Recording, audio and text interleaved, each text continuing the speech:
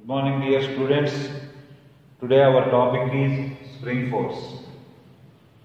Consider a spring of its natural length L0, whose one end is fixed to a rigid support and the other end is connected to a block. Okay, this is its natural length. When the spring is in its natural length, the force exerted by the spring on the block is 0. We know that any spring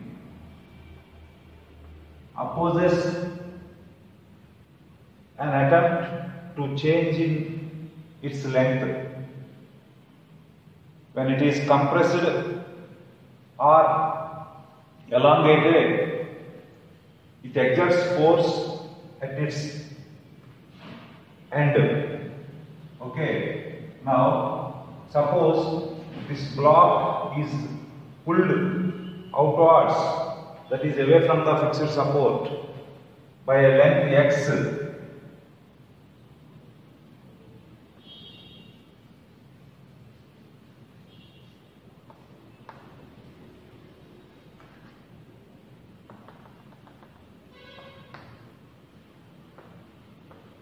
By a length x, we can say that the extension in the spring is x.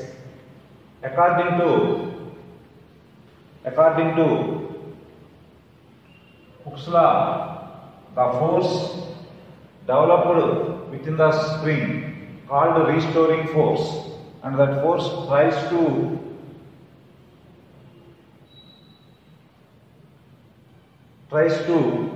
pull the block towards its initial position.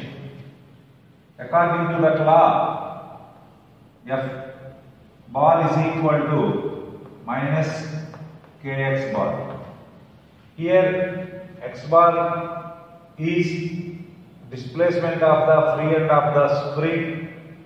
F bar is force developed within the spring.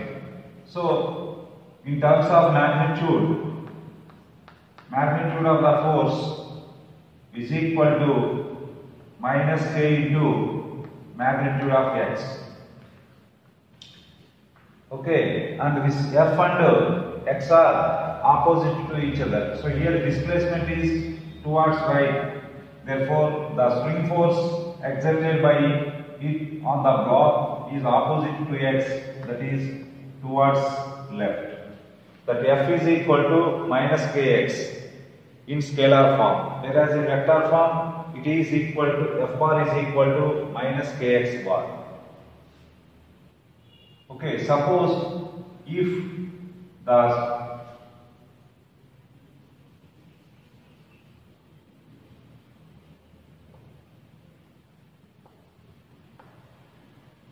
block is pushed towards the fixed support by applying an external force,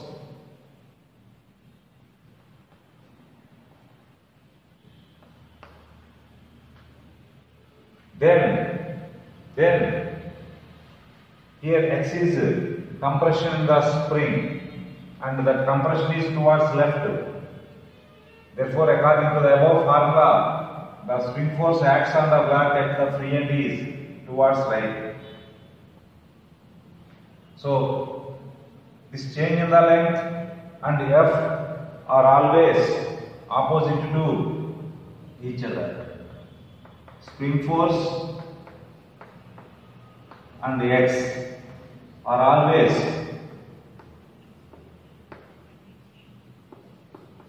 opposite to each other. Are always opposite to each other. Here x is change in the length of the spring, that is either elongation or compression. Either elongation or compression.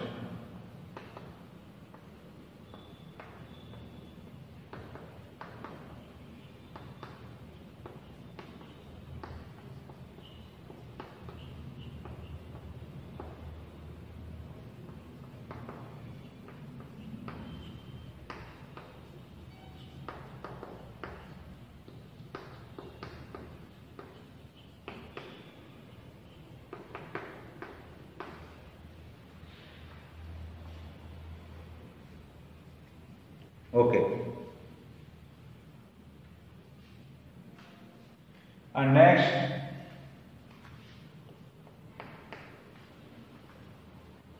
while dealing with the spring problems, unless stated, always spring is assumed as ideal and massless. Spring is ideal and massless.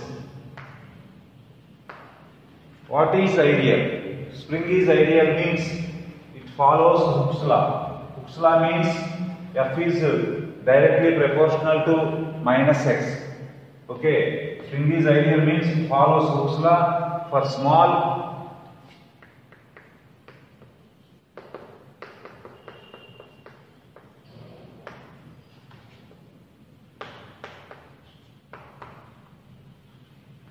for small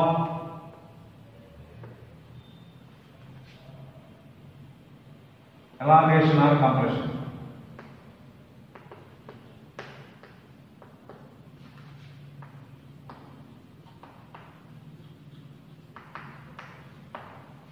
And massless. Massless means mass of spring is 0.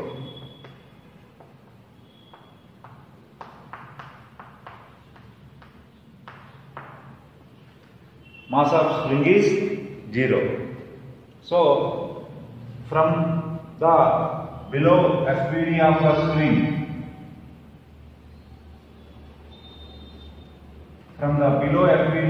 spring, this is a string of length L0 plus x, where L0 is its natural length and x is elongation. Okay, L0 plus x is the length of the spring, means the length of the spring increases from L0 to L0 plus x. That means string is elongated. String is elongated means it is pulled outwards. That is, this end is pulling towards right, this end is pulling towards left.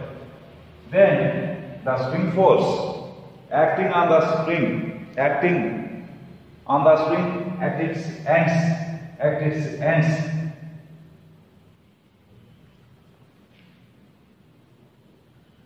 this is the force exerted at the left end of the spring, and this is the force exerted at the right end of the spring.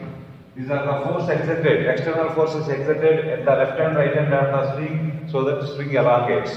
Okay, according to this assumption, mass of the spring is 0 means the net force F net is equal to 0 into A, that is equal to 0.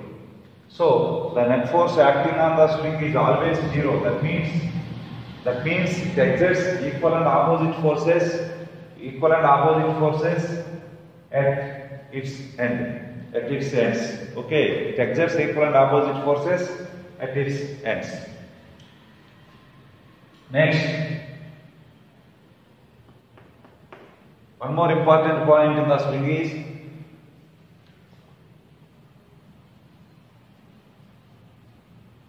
this is natural length of the spring. L0 is natural length of the spring, and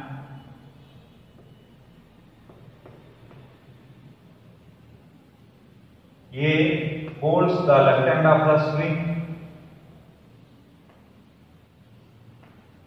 and B holds the right end of the spring. A moves left through a distance x1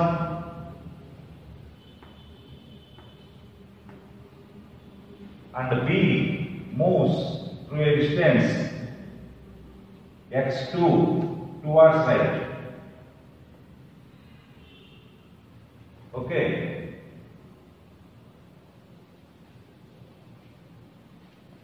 Okay, understand? A moves through a distance x1 towards left and B moves through a distance x2 towards right, so that the net elongation in the spring is x1 plus x2.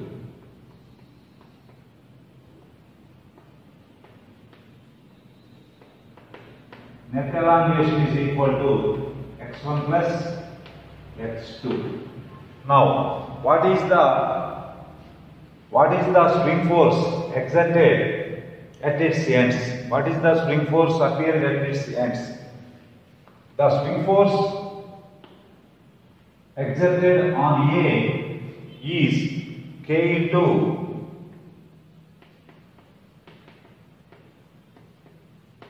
spring force on A is equal to K into x1 plus x2. That is very, very important, and the direction is towards right. Because he pulls the spring towards left now, therefore spring exerts spring force on him towards right. And that value is K into x1 plus x2. That is very, very, very important. Not kx1. Not kx1. x1 is the change in the length of the spring due to man A. x2 is change in the length of the spring due to man B. Okay. So, but total change in the length is x1 plus x2. Therefore, spring force is K into x1 plus x2 on A as well as on B also. On B also. Spring force on A and on B is K into x1 plus x2. Okay, on B it is K into x1 plus x2 towards left, but not kx1 on A, but not